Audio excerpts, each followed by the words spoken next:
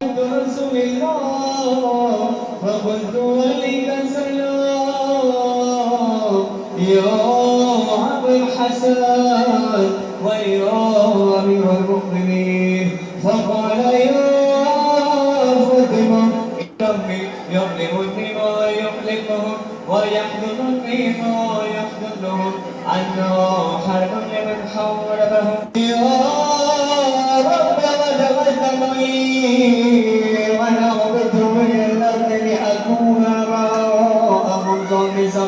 فقال الله نعم فنزلت لك محمدا أمين جبرائيل وقال والسلام عليك يا رسول الله. السلام عليك يا رسول الله. الوالي ولا يقرئك السلام ويخرجك بالتحية والإكرام ويقول لك وعزتي وجلالي إني وظلمت سماء مبنيا ولا عبد مضحيا ولا قمر منيرا ولا شمس مضيا ولا فلك يدور ولا بحر يجري ولا فلك يسري إلا ليدركم محبتكم وقد ذكر لي أن أدخل معكم فهل تعلم لي رسول الله. وقال رسول الله والرسالة نجيا ما ذكر خبر هذا في محفل من محاضر بارك الله عما ويا غريب الحكيم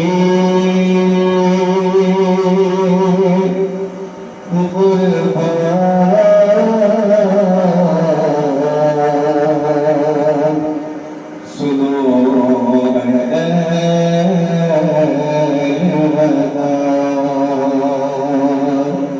اکیلا رہ گیا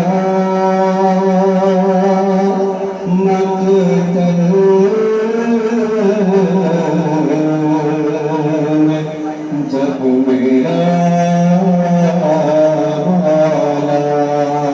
مولا سے پریشان میں چاہے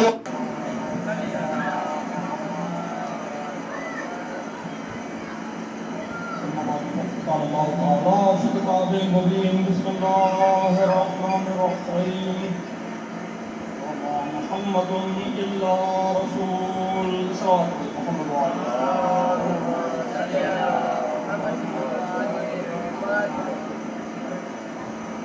عزیزان جامع قدر اللہ تعالیٰ نے سید الشہداء علیہ السلام اور تمام اہل اسلام آپ کے سامنے میں نے قرآن مجید کی مختصر سی آیت کی تلاوت کی ہے. ارشاد پروردگار عالمین ہو رہا ہے وما محمد الا رسول.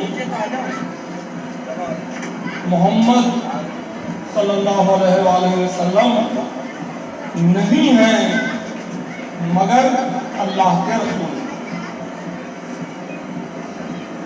یعنی پیغمبر اکرم کو پہچاننا ہے تو یوں نہیں پہچاننا ہوگا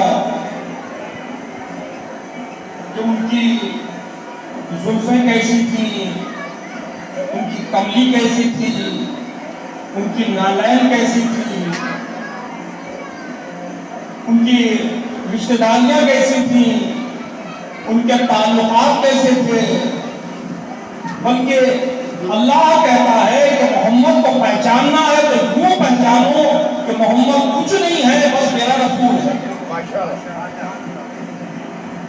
محمد صلی اللہ علیہ وسلم صرف ہمارے رسول ہیں. اس کی شناخت کیا ہے؟ وما محمد الا رسول. محمد نہیں ہے مگر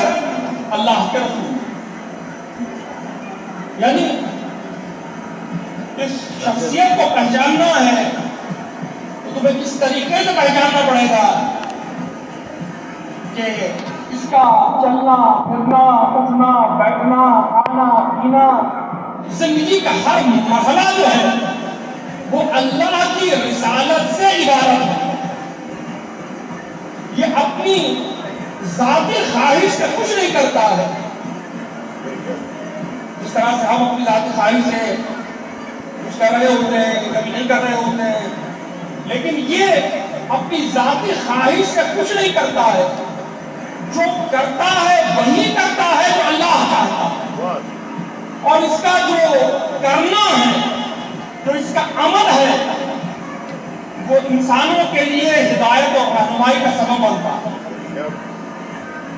जो ये करता चला जाता है वो क्या होता है, वो सुन्नत बनती चली जाती है, वो नमूना अमल बनता चला जाता है। वो नमूना अमल कि उसकी तासीर की जाए, उसकी पैरवी की जाए, उसका इत्तिबा किया जाए, इसकी इताअत की जाए। ये रसूल है, इसको पहचानो कि ये अल्लाह का रसूल है, इसकी शख्सियत को पहचानना पड़ेगा। ये करता भी वही है जो अल्लाह चाहता है, और ये बोलता भी वही है जो अल्लाह चाहता है। ये अपनी मर्जी से कुछ नहीं करता, ये अपनी मर्जी से कुछ नहीं बोलता। इसके मुख पर, इसकी जबान पर हवा का पहरा है कि ये गुफ्तगू नहीं करता है मगर हुक्म इलाही से। जब तक कि इस पर वजह इलाही नाज़िल नहीं होती है ये बोलता भी नहीं है, ये बात भी नहीं करता है। और पहचानिएगा कि पैगंबर की जात, ये जात मरकजी हैसियत रखती है आलम इस्लाम में।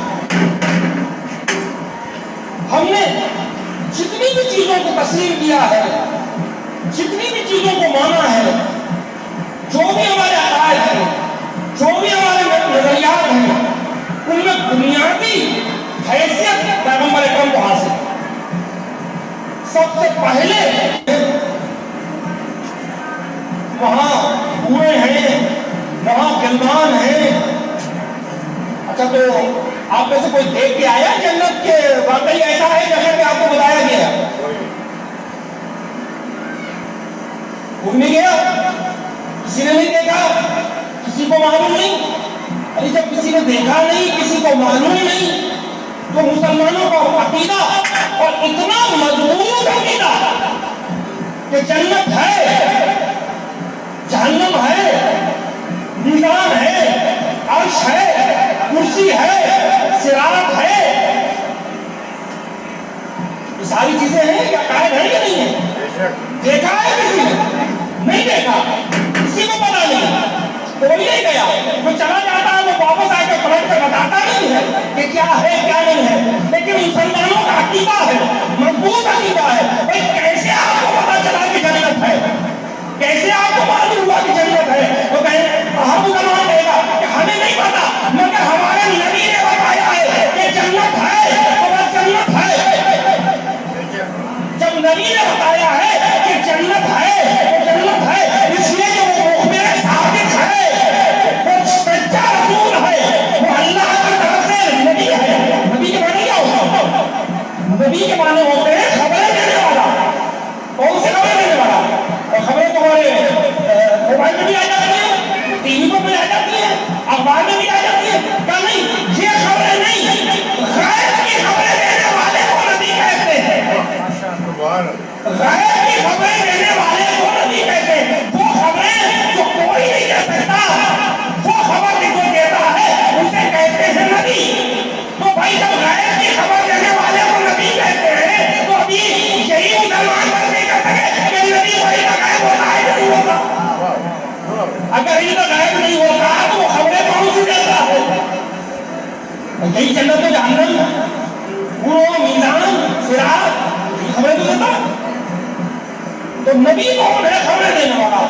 उसने खबर दी है, मुखबिर सादिक है, सच्चा रसूल है। और कितना सच्चा है, कितना सच्चा है कि सिर्फ मुसलमानों ने सच्चा नहीं माना।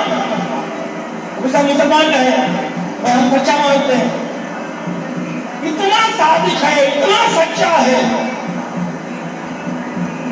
کہ وہ لوگ جو جانی دشمن تھے، جو کافر تھے، جو دشمن تھے، جو کافر تھے، یعنی اتنا سچ بولتا تھا وہ جھوٹوں کے معاشرے میں کہ وہ جھوٹوں کو کہنا پڑا کہ تو صادق بھی ہے، تو نہیں بھی ہے۔ بے شک محمد والے محمد صلوات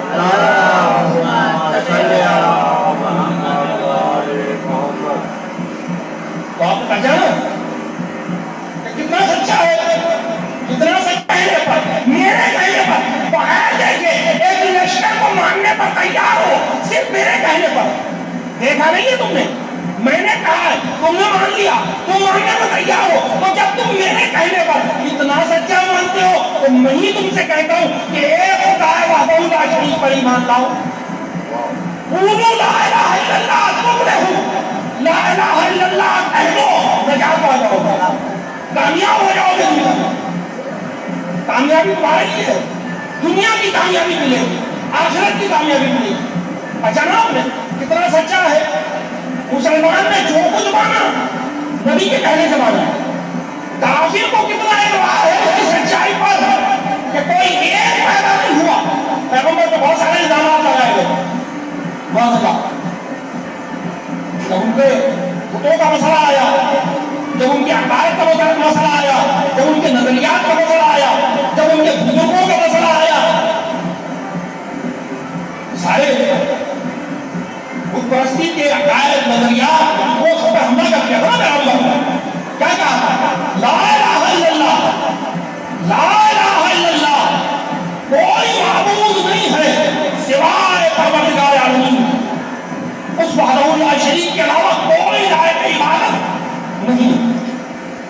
اتنا بڑا حملہ تھا، اتنا بڑا حملہ تھا، قومی حملہ تھا۔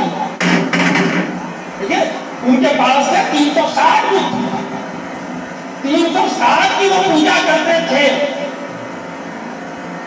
اب وہ جو 360 کی پوجا کرتے ہیں ان سے کہا جا رہا ہے او لا الہ الا اللہ، ایک خدا واحد ہے اور اس کے علاوہ کوئی لائق عبادت ہے ہی نہیں، اتنے بنا لو، سب بیکار ہے، سب فضول ہے، کوئی لائق عبادت نہیں ہے، عبادت کے لائق نہیں ہے، وہ معبود نہیں ہو سکتا۔ کتنا بڑا حملہ تھا، کتنا بڑا حملہ تھا، پہچانیے گا کون ہے؟ دیکھیں میں یہیں سے جملہ کہہ رہا ہوں، لیکن محسوس کیجیے گا۔ اگر پیغمبر کلمے کو یوں کہتے، دیکھیں کلمے میں 4 لفظ ہیں، 4 لفظ ہیں جن سے مل کے بنا ہے لا الہ الا اللہ۔ لا الہ الا اللہ میں کیا ہے؟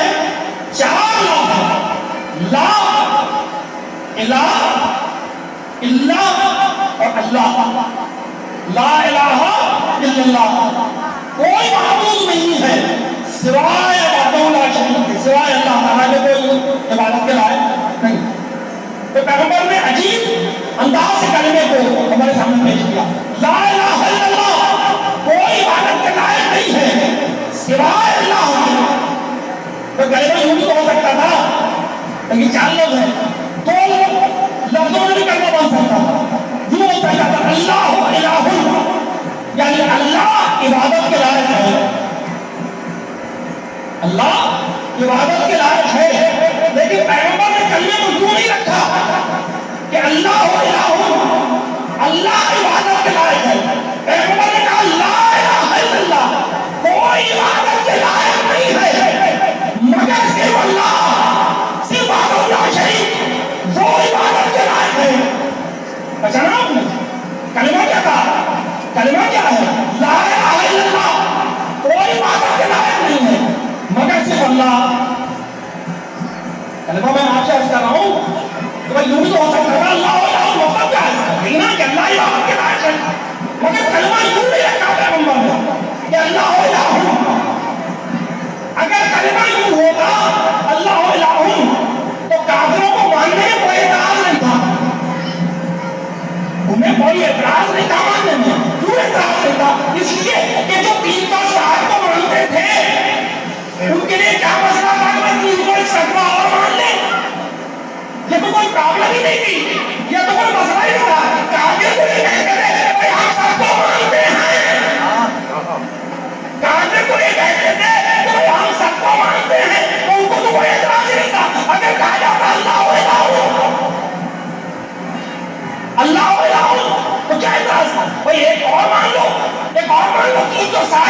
چاہتے ہیں 361 کو ایک بار دو، مگر پیغمبر نے یوں نہیں کہا. اللہ پیغمبر نے کہا لا الہ الا اللہ، کوئی عبادت کے لائق نہیں ہے مگر اللہ. یعنی پیغمبر نے یہ قرار نہیں دیا کہ اللہ عبادت کے لائق ہے. پیغمبر نے کہا پہلے انکار کرو، پہلے انکار کرو پھر اقرار کرو. یعنی توحید یہ نہیں ہے کہ سب کو مان لیا جائے، توحید یہ ہے کہ پہلے جھوٹے خدا ہونا انکار کرو پھر صحیح خدا کا اقرار کرو.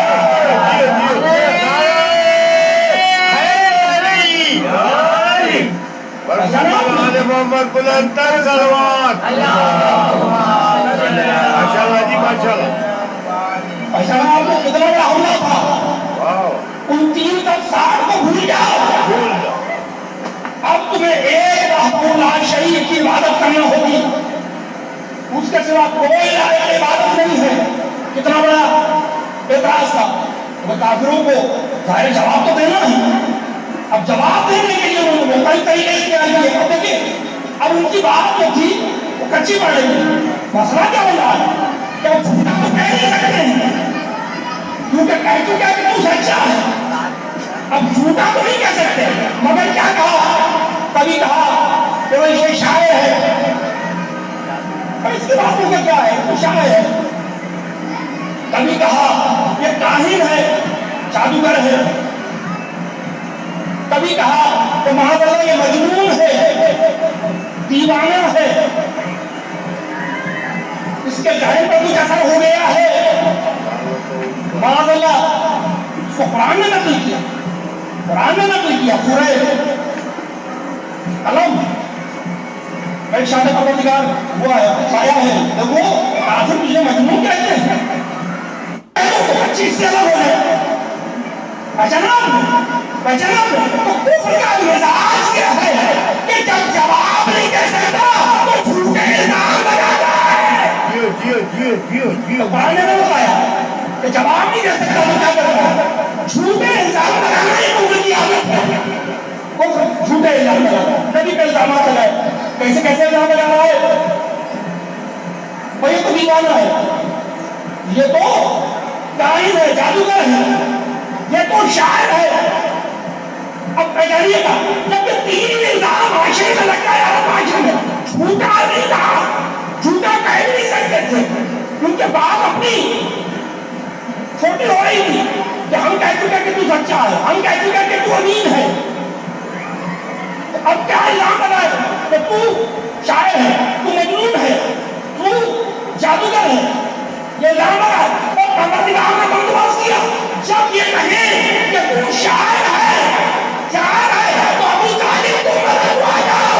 جب کہیں کہ یہ جادوگر ہے تو حقیقت کو مدد آ جاؤ. اور جب یہ کہیں کہ تو دیوانہ ہے تو علی کو مدد آ جاؤ.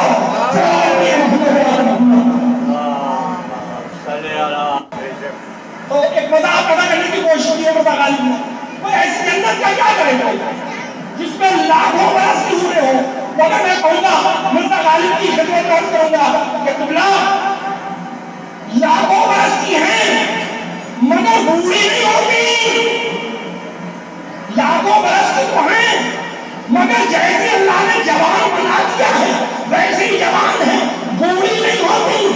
لاکھوں برس گزر گئے ہیں، بوڑھی نہیں ہوتی. تو اب آپ نے پہچانا کہ اگر اللہ جوان رہنا چاہے تو جوان رہتے ہیں، یا اگر جوانی چلی بھی جائے تو زلیخا کی جوانی کی طرح پلٹ کے آ جاتی ہے. ایسا ہے یا نہیں؟ یعنی اگر اللہ جوان رکھنا چاہے تو جوانی رہتی ہے، جوان رکھنا چاہے تو جوانی رہتی ہے. یہ یقین ہوا نہیں بات کا. تو بس پہچانیے گا کہ اگر لاکھوں برس کی ہوئے ہوں کسی کو شک نہیں ہوتا کہ وہ بوڑھی ہو جائیں گی. تو اگلی 1400 سال میں امام زمانہ پر امام مہدی پر کیسے کیا ہوگا کہ وہ بوڑھا ہو جائے گا. ارے اسے بھی اللہ نے نواز رکھا ہوا ہے. صلوات محمد کہ کافروں نے یہ طے کیا تھا 5 ہجری میں کہ ہم اپنا لشکر لے کر جاتے ہیں مگر جو ہے وہ کامیاب نہیں ہو پاتے ہیں. تو اب ہمیں کرنا یہ ہے کہ ہم ایک لشکر لے کر نہیں جائیں جائیں گے بلکہ سارے لشکر دنیا عرب کے جمع کر کے لے کے جائیں گے، اور نہ صرف یہ کہ لشکر لے کر جائیں گے، ان لشکروں کے ساتھ ہمارے کچھ بڑے بڑے پہلوان بھی ہوں گے، کیونکہ اور مسلمان اپنے مقام پر ان سے ہماری جنگ ہوتی ہے، ٹھیک ہے، برابر کا مقابلہ ہوتا ہے، آدمی آدمی سے لڑتا ہے، مگر جو سب سے بڑا مسئلہ پیدا ہوتا ہے وہ پیدا ہوتا ہے علی کی وجہ سے۔ اب ہم ایسے پہلوان لے کر جائیں گے کہ اگر لشکر سے مقابلہ کرے تو ٹھیک ہے، مگر یہ علی کا مقابلہ کون کرے گا؟ ہم بڑے بڑے لشکر لے کر جائیں گے اور ان کے ساتھ بڑے بڑے پہلوان بھی لے کر جائیں گے۔ تو وہ پہلوان لے کر آئے تھے، اس کا نام ہے عمر ابن عبد الود۔ بدھ ان کا ایک بدھ تھا، اس کے نام پر نام رکھا گیا عمر کے باپ کا عبد بدھ کا بندہ، اور اس کا بیٹا کون ہے؟ عمر، نام اس کا عمر ہے، اور اس کے باپ کا نام کیا ہے؟ عبد بدھ۔ اب جب یہ لوگ پہنچے اور انہوں نے دیکھا تو ایک مرتبہ ہنسے اور کہنے لگے کہ یہ جو طریقہ ہے یہ عرب کی جنگوں کا طریقہ نہیں ہے، یہ عرب کی جنگوں کا طریقہ کار نہیں ہے، یہ خندقیں بدھتی ہے۔ پھر یہ کہاں سے آیا طریقہ؟ کہا یہ جو طریقہ ہے یہ ایران والے اس طرح سے لڑتے ہیں، یہ ان کا طریقہ ہے، یہ وہاں کا طریقہ آیا ہے، اور وہ جو سلمان فارسی ہے اس نے بتایا ہے، تب یہ طریقہ کار سامنے آیا ہے۔ اب آپ کا جانیے گا نبی جو کرتا ہے وہ کرتا ہے حکم الہی سے، نبی جو کرتا ہے وہ کرتا ہے حکم الہی سے۔ کافر یہ سمجھ رہا ہے کہ فلاں نے بتا دیا، فلاں نے بتا دیا، نبی کسی کے بتانے سے نہیں چلتا، نبی کو جو حکم خدا ہو رہا ہے وہ کہتا ہے، تو وہ یہ الہی سے حکم وما ينطق عن الهوى، یہ اپنے خواہش نفس سے نہیں بولتا، بات نہیں کرتا، جو بات کر چکے پہلے۔ اچھا اب کیا کیا انہوں نے؟ کہا کہ اچھا باہر تو جانا ہے، باہر تو جانا ہے، تو 7 سوار عمر ابن عبد الود سوار سمیت عمر ابن عبد الود بہادر بڑا پہلوان اور اس کے ساتھ 7 سوار، انہوں نے کیا کیا؟ اپنے گھوڑوں کو پیچھے ہٹانا شروع کیا، پیچھے ہٹاتے گئے، گھوڑے پیچھے آئے، اور اس کے بعد جو ان کی لگاموں کو کھینچا ہے اور اس کے بعد جو گھوڑے دوڑے ہیں، تو مطلب یہ ہے کہ اب گھوڑے کو جست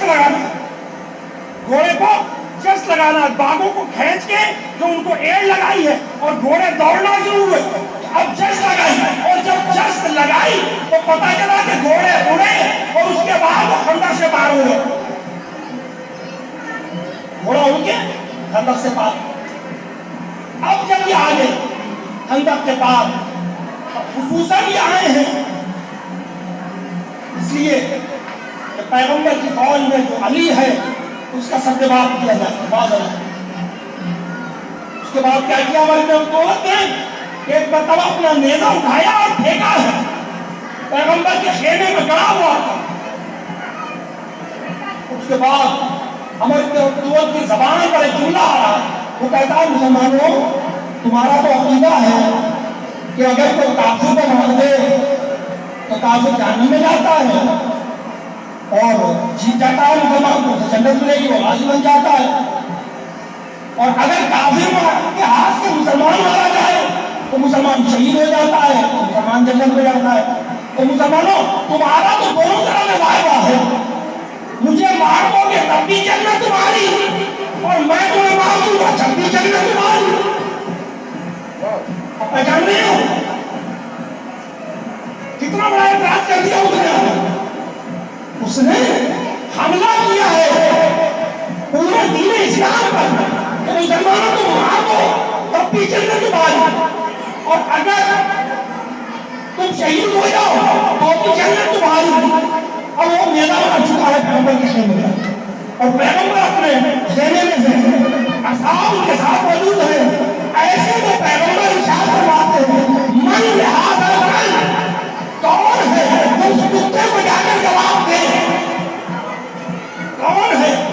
کتے کو جا کر جواب دے، پہچانا آپ نے، پہچانا آپ نے، بھئی یا رسول اللہ آپ تو رحمت للعالمین ہیں، یہ آپ ہیں، اس کتے کو جا کر کون جواب دے؟ کہا دیکھا نہیں نبی کے دروازے پر آ کر گستاخی کر رہا ہے، اور جو نبی کے دروازے پر آ کر گستاخی کرے کتا بن جاتا ہے۔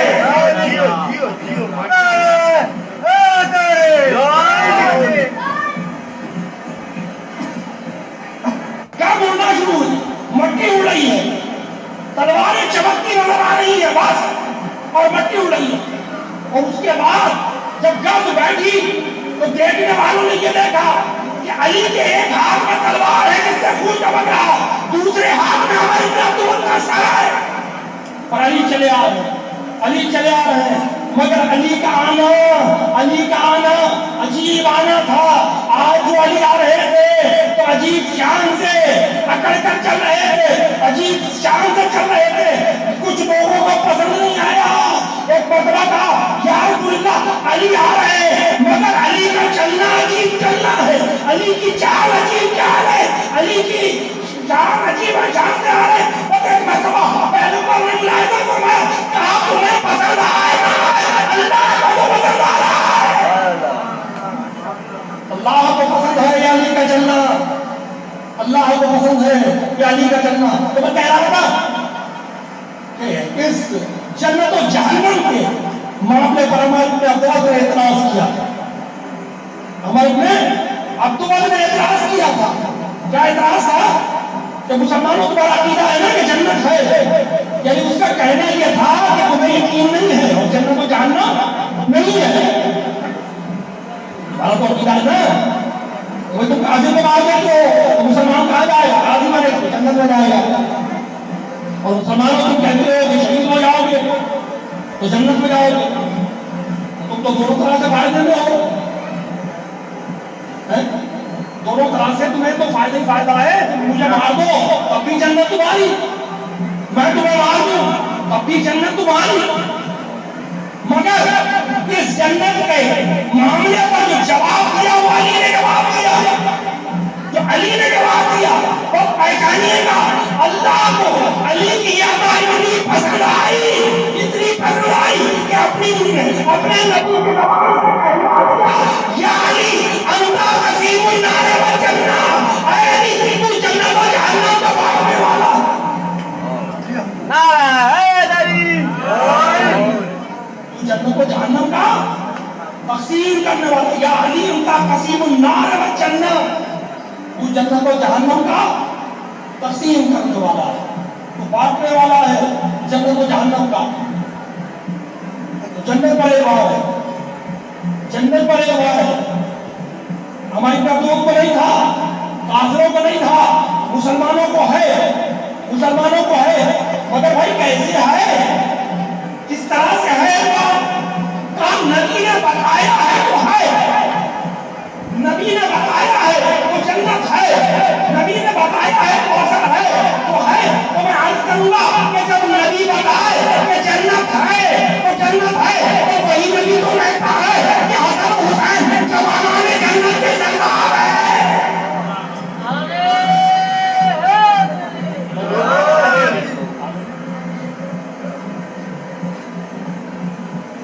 علی تو جنت کو جہنم کا تقسیم کرنے والا، کہ نبی ہی تو کہتا ہے حسن حسین جوانان جنت کے سردار ہیں، یہ نبی ہی تو کہتا ہے، فاطمہ جنت کی عورتوں کی سردار ہے، یہ نبی ہی تو کہتا ہے، یہ نبی ہی تو کہتا ہے۔ تو مسلمان کو جنت چاہیے، اور جنت میں تصور یا علی کے ساتھ ہے یا حسن کے ساتھ ہے یا حسین کے ساتھ ہے، پہچان رہے آپ؟ اور جبھی تو مسلمان کو یہ عقیدہ بنانا پڑا کہ میں تو پنجتن کا غلام ہوں، جبھی تو تمام مسلمانوں کا یہ عقیدہ ہے، آج ہی کا نہیں، آج ہی کا نہیں، نبی کے دور تک کے مسلمانوں کا عقیدہ یہ ہے کہ میں تو پنجتن کا غلام ہوں۔ تو مسئلہ یہ نہیں ہے کہ میں پنجتن کا غلام ہو گیا تو معذاللہ پنجتن کی شان میں اضافہ ہو گیا، نہیں، پنجتن کا غلام ہونے سے اپنی جنت کی عبادت ہو رہی ہے۔ صلی اللہ علیہ وسلم محمد